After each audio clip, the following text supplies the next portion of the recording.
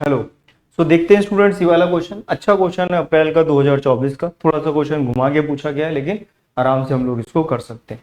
तो थोड़ा सा बहुत इजी कैटेगरी में नहीं, जिस हिसाब से मेंस के क्वेश्चंस आते हैं बहुत इजी आते हैं, तो हम ये कह सकते हैं कि थोड़ा सा ये उतना इजी नहीं है, थोड़ा सा मॉडरेट लेवल पर क्वेश्चन है। पढ़ लेते हैं क्या क्वेश्चन दिया हुआ और फिर इसको सॉल्व करते हैं।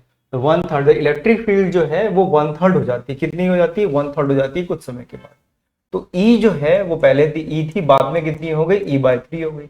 अब हमें मालूम है ई की वैल्यू जो होती है वो सिग्मा बाय एप्सिलॉन नॉट होती है, और सिग्मा जो सिग्मा है वो चार्ज डेंसिटी होता है, यानी चार्ज पर यूनिट एरिया, तो ये प्रोपोर्शनल टू चार्ज होता है। तो एक्चुअली में जो ई है वो प्रोपोर्शनल टू किसके? सिग्मा के। और सिग्मा किसके प्रोपोर्शनल है? सिग्मा है क्यू के किसके प्रोपोर्शनल है? क्यू के। अब अगर ये हमसे कहा जा रहा है कि फील्ड एक्चुअली में वो जो कैपेसिटर है वो क्या हो रहा है, देखिए यहाँ पर डिस्चार्ज हो रहा है। कैपेसिटर जो फील्ड है उसकी कम हो रही है, तो कैपेसिटर एक्चुअली में क्या हो रहा है? डिस्चार्ज हो रहा है।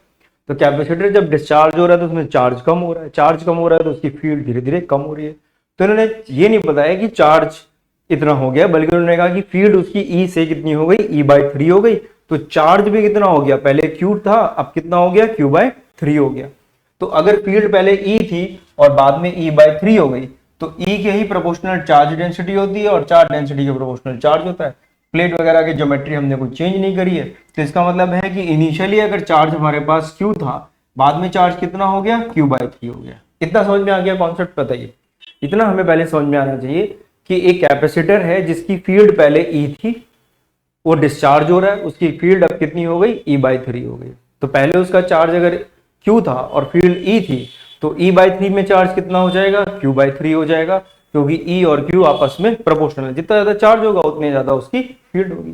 तो ये इनिशियल चार्ज। तो अब हमें मालूम है discharging of capacitor, discharging of capacitor, capacitor का क्या फॉर्मूला होता है? डिस्चार्जिंग ऑफ कैपेसिटर का फॉर्मूला हम लोग देख लेते हैं। कैपेसिटर का फॉर्मूला क्या होता है? Q equal to Q0 E की पावर -T/RC, ये लिखते हैं हम लोग। ये डिस्चार्जिंग ऑफ कैपेसिटर है। किसी इंस्टेंट पर अगर कैपेसिटर पे इतना चार्ज है और इनिशियल चार्ज उसके ऊपर कितना था? Q0 था, मैक्सिमम चार्ज। तो अब चार्ज कितना हो गया हमारे पास? यहाँ पे क्या लिख दीजिए? Q/3। याद रखिए ये हमने लिखा है फॉर्मूला, ये लिखा है फॉर्मूला।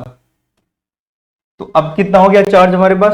Q/3। पहले चार्ज टोटल कितना था जब फील्ड ई थी? तो चार्ज था Q, तो ये हमने लिख दिया यहाँ पर Q। E की पावर माइनस टाइम कितना गिवन है? देखिए टाइम दिया है 6.6, तो यहाँ 6.6 लिख दीजिए, डिवाइडेड बाय R ही पता करना है। ये R अननोन है जो हमारा आंसर एक्चुअली में, और C की वैल्यू गिवन है 1.5 माइक्रोफेरेड। तो देखिए घबराने की जरूरत नहीं, ये भी माइक्रोफेरेड में गिवन है और ये भी माइक्रो सेकंड में गिवन है, तो माइक्रो माइक्रो कैंसिल ही हो जाएंगे, दिक्कत नहीं आएगी। तो वैल्यू इसको भी सिंपली हम लोग यहाँ पे 1.5 लिख दे, बस और कुछ नहीं करना। तो ये अगर आप सॉल्व करेंगे 6.6 डिवाइडेड बाय 1.5, 1.5 का मतलब हो गया 3/2, तो 3 से इसको कैंसिल करेंगे तो 2.2, और ऊपर 2 ऑलरेडी था तो 4.4 आ जाएगा। ये सॉल्व करेंगे तो Q से Q कैंसिल हो गया, तो हमारे पास 1/3 E की पावर -4.4, इसको सॉल्व करेंगे डिवाइडेड बाय R, ये वैल्यू। ठीक है, अब दोनों साइड अगर हम लॉग ले लें तो ये -ln3 log3, ठीक है ना, ये log3 जो दिया हुआ है लॉग ले लें, log3 इक्वल टू ये वैल्यू कितनी आ जाएगी? ये वैल्यू आ जाएगी 4.4 डिवाइडेड बाय R। माइनस में माइनस माइनस प्लस हो गया, तो हमारे पास R की वैल्यू आ गई, R की वैल्यू आ गई 4.4 डिवाइडेड बाय log3। और log3 की वैल्यू देखिए हमें गिवन है, log3 की वैल्यू 1.1 गिवन है, तो आंसर कितना आ गया? 4। तो इसका आंसर हमारे पास कितना आ गया? 4। तो इस तरह से ये क्वेश्चन हम लोग आराम से कर लेंगे और ये इसका आंसर आ जाएगा। ये लॉग बेस ई होना चाहिए था, तो ये लॉग बेस ई होगा यहाँ पर। इस हिसाब से हम लोग करेंगे, जो भी हमें आंसर दिया था उसका यही परिणाम होगा, और इसी तरह से किया जा सकता है। आई होप आपको समझ में आ गया होगा। अगला सवाल हम लोग करते हैं।